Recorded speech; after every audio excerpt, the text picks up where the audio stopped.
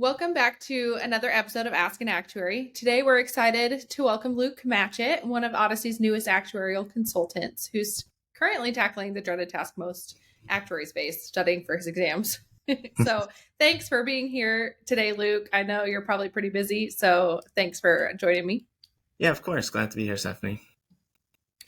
So today we're going to dive into the topic of service cost. So Luke, could you kick things off by explaining what exactly service cost entails? So when we're dealing with OPEB, service cost represents the present value contribution needed to fund future benefits earned during the current year of service.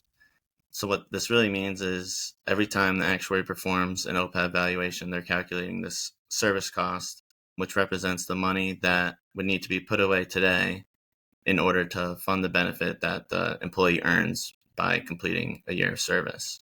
And, I think in a lot of ways it helps thinking of service cost as a form of deferred compensation, where it's money that the employer puts away today that the employee receives in the future in the form of post-employment benefit. And here's a question that might be on many minds. Does the service cost need to be paid every year?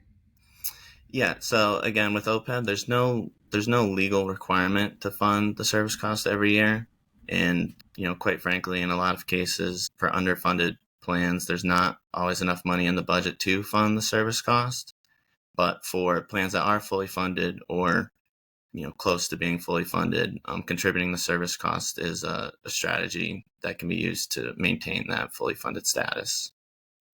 Now let's talk about the benefits. What are some advantages of contributing to the service cost each year?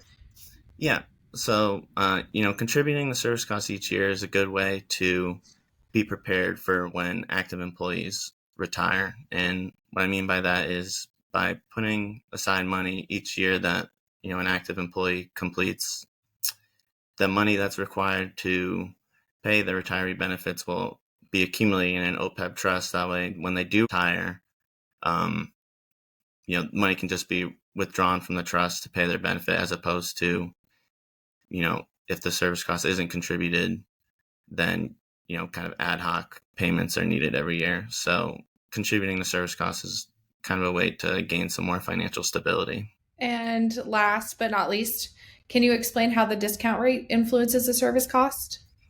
Yeah. So again, with service costs, if we think about it as deferred compensation, we're talking about benefits that may not be paid out for, potentially decades into the future. So it's pretty sensitive to discount rate changes. I think it's important to remember, similar to, liabilities, with a higher discount rate, you're going to have a lower expected benefit and therefore a lower service cost, and vice versa for a lower discount rate. Well, awesome.